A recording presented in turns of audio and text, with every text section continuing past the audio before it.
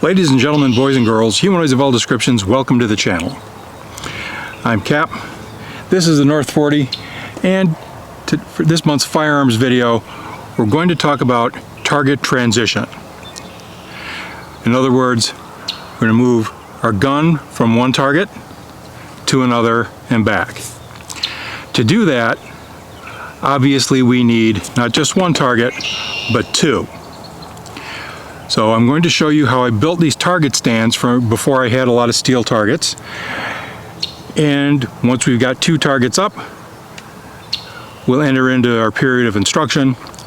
As always, all firearms are considered loaded until verified otherwise. Keep your finger off the trigger until you're ready to intentionally discharge a shot. Know your target and what's beyond it.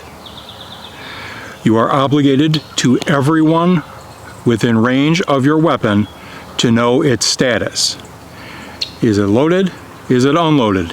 Is there a round in the chamber? Is there not a round in the chamber? And of course, if your firearm has a manual safety, there is not any excuse in the world for failing to use it.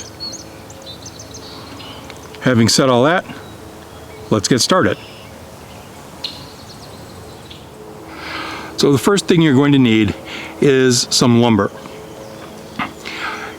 You don't need to go to your big box lumber, your home improvement store, and use 2x4s. Most of those type of outfits sell what they call something along the lines of strapping lumber. And it's a sacrificial piece of wood. It's supposed to go in between whatever you're loading and the steel or nylon strap that secures the bundle into one piece. It's about, a true not quite ½ inch by 1.5 inches. And again, because this isn't load bearing, any old screws will do. As a matter of fact, I use drywall screws, which tend to be a bit brittle, but for this application, that's okay. So, triangle down here at the base. Because of the geometry of the triangle, that keeps it nice and stable. The only thing you really have to remember to do is, because of the screws right here on the back side, you have to remember, if you can see that, to go ahead and knock down the ends of the screws with a Dremel tool, a file, or use a hammer and just smash them flat. That'll keep you from getting yourself puncture wounds or lacerations on them. The other thing you're going to need, we've already seen once in the Model Railroad series, but it's worth taking another look at. The next thing that you're going to need is some sort of backing board. You can use plywood, although it's heavier and more expensive than this product. This is tempered hardboard. There are numerous manufacturers. Some of them call this masonite. I bought this at a big box home improvement store where their buckets are orange, and it's marketed under the trade name Equiboard. It's just a piece of paper. Comes in several thicknesses.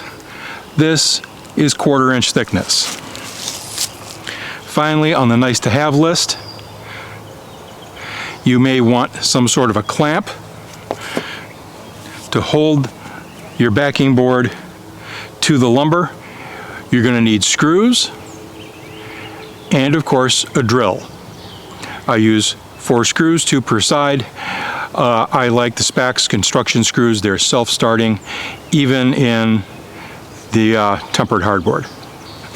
So if I can get these bugs off my face, we'll get started putting this together. So what I've done, I've clamped the hardboard rough side out. There is a rough side and a smooth side to my piece of lumber. I take my screw,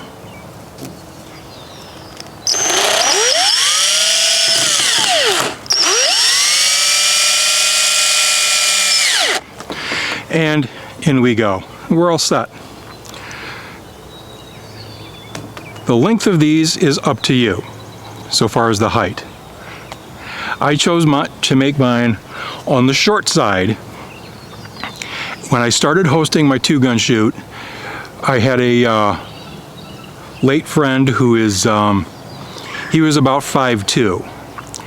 And so as a concession to make sure that during the body armor drill he didn't throw around over the hillside, I kept these short, so the head of the target is only about this high off the ground. If you don't have to worry about that, go ahead and make these full height. So I'll get this set up, get a target on it, and we can get started shooting. All right, everyone. We have our 2 targets set up. We're about to start discharging live ammunition. As always, you're a student, and this is a drill that's new to you. So there is no excuse for being in a hurry. There is no excuse for trying to show off for anyone. Act slowly and deliberately and learn how to do the drill correctly. If some of this feels a bit ponderous, it is, and it's intentional, and it's for my safety and yours. I'm going to move the camera and we can get started. All right, here we are. We have a right target and a left target set up. When we shoot at a target and then transition our aim to another target, the first thing that moves is the eyes. The second thing that moves is your firearm. You'll notice that as I do this, my shoulders and my hips remain square to each other. I pivot through my feet. So left target, right target. If you simply try to swing your arms back and forth, what happens is the relationship of the rear sight in between the front sight and your eye will change, and that's going to cause you to miss. The other thing that happens is as you move, your sights tend to dip when you move your arms as opposed to pivoting your entire torso as a unit. Okay, everybody just hold on a second. Somebody who's sitting watching this is looking at the screen and saying, "Hey, Cap, my rear sight's not moving around." You're right. I'm not telling you your rear sight is loose there, sweet pea.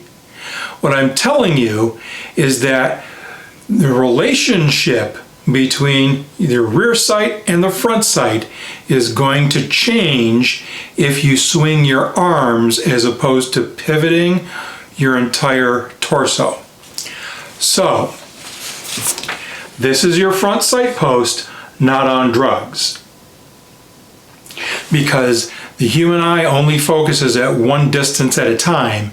When you're shooting a gun, pistol, rifle, or shotgun with iron sights, this is where your eye is focused, not the target. We discussed this already. If you focus your eye on the target, you're going to look over your sights and your shot is going to land low. We now add our rear sight, also not on drugs. We get everything nice and lined up. And this is what the sight picture should look like, whether you aim lower or higher, or pivot right or left. If you move your arms as opposed to pivoting, the rear sight is going to do this as you move to the left, and it's going to do this as it moves to the right. That's what I'm talking about. Not your rear sight being loose. Don't be a knucklehead. Now, back to the other me out in the hayfield. Bye-bye. So, eyes and ears, as always. So, I'm addressing the target on my left because it's convenient. I'm going to defeat my garment, acquire my grip, draw my weapon, present, fire, transition, move back,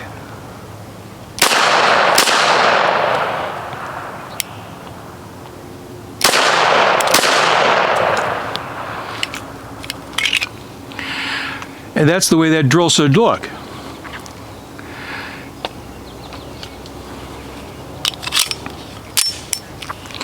Again,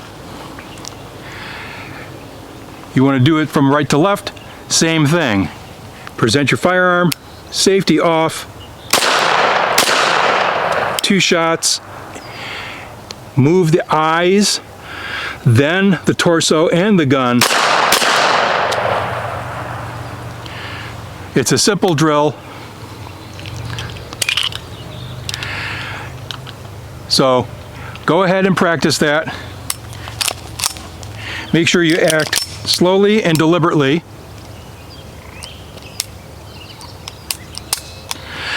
And we'll see you next month with another firearms video.